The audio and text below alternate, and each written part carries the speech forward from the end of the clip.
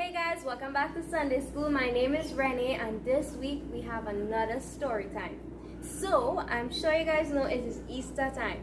So, what do you think of when you hear Easter? Most times you think about bunnies, chocolates, snacks, and toys. But is that really what Easter is about? Well, today we have Auntie Emily and Trudy here with us to tell us the story about real Easter and what it's really about. So here we go. Jesus entered Jerusalem, riding it down. His followers spread their cloaks and palm leaves on the ground before him. They praised God with a loud voice, saying, Hosanna to the Son of David. Blessed is the King who comes in the name of the Lord. Hosanna in the highest. And Judas Iscariot, one of the 12 disciples, went to the leading priests and asked, How much will you pay me to betray Jesus to you? Here is 30 pieces of silver. From that time on, Judas began looking for an opportunity to betray Jesus.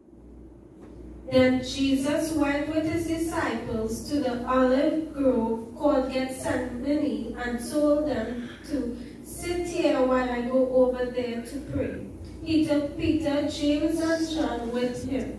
He became anguished and distressed and told them, My soul is crushed with grief to the point of death. Stay here and keep watch with me. Jesus then went and bowed his face to the ground, praying, My Father, if it is possible, let this cup of suffering be taken away from me. Yet I want your will to be done, not mine. Then he returned to his disciples and saw them asleep. He said to Peter, Couldn't you watch with me even 1 hour?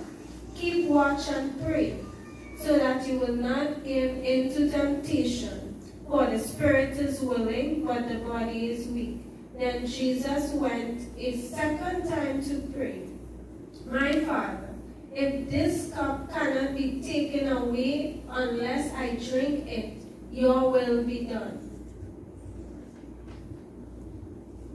When he returned, again he found his disciples sleeping. So he went and prayed the same things a third time. And when he returned, he told his disciples, Go ahead and sleep, have your rest.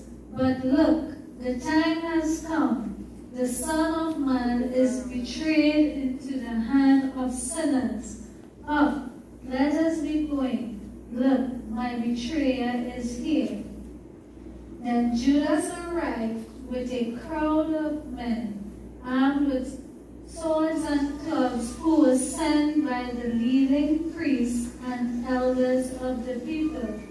Judas said, You will know which one to arrest when I greet him with a kiss. Judas then went straight to Jesus and greeted him. The men then grabbed Jesus and arrested him.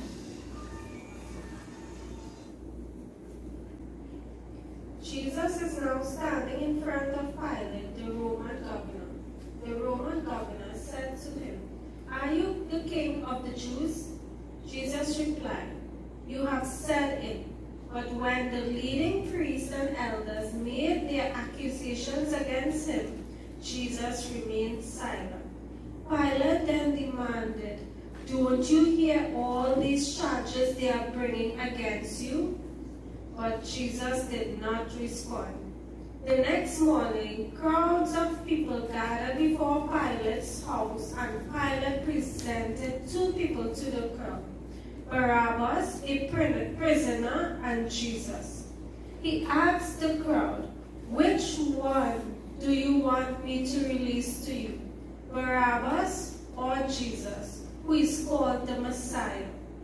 The leading priests then persuaded the crowd to ask for Barabbas to be released and for Jesus to be put to death. The Roman governor, Pilate, asked again, Which of these 2 do you want me to release to you? The crowd shouted back, Barabbas! Barabbas! Pilate responded, "Then what shall I do with Jesus, who is called the Messiah?" They responded, Crucify him! Crucify him! Pilate demanded, "Why? What crime has he committed?" But the crowd roared louder. Crucify him! Crucify him! So Pilate released Barabbas, and he ordered Jesus to be beaten with a lead whip and turned him over to the Roman soldiers to be crucified.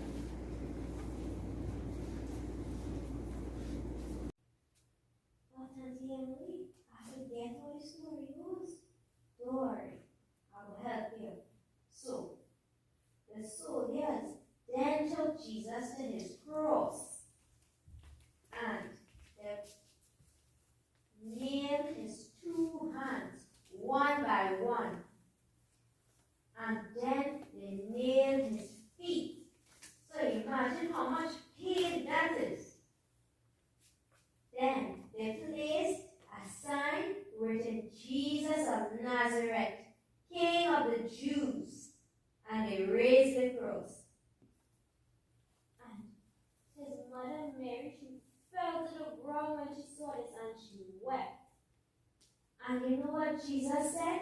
He wasn't mad, he said, "Father, forgive them, for they do not know what they do." Admit a darkness fell over the land until 3 o'clock, and Jesus cried, "It is finished," and he gave up his spirit. So guys, I hope you enjoyed the first part of the video, but the story not done yet. So stay tuned for Sunday to see how it ends. But before we go, don't forget, Bible verse of the week, Matthew chapter 28, verse 6. He isn't here. He is risen from the dead, just as he said would happen. Come, see where his body was lying.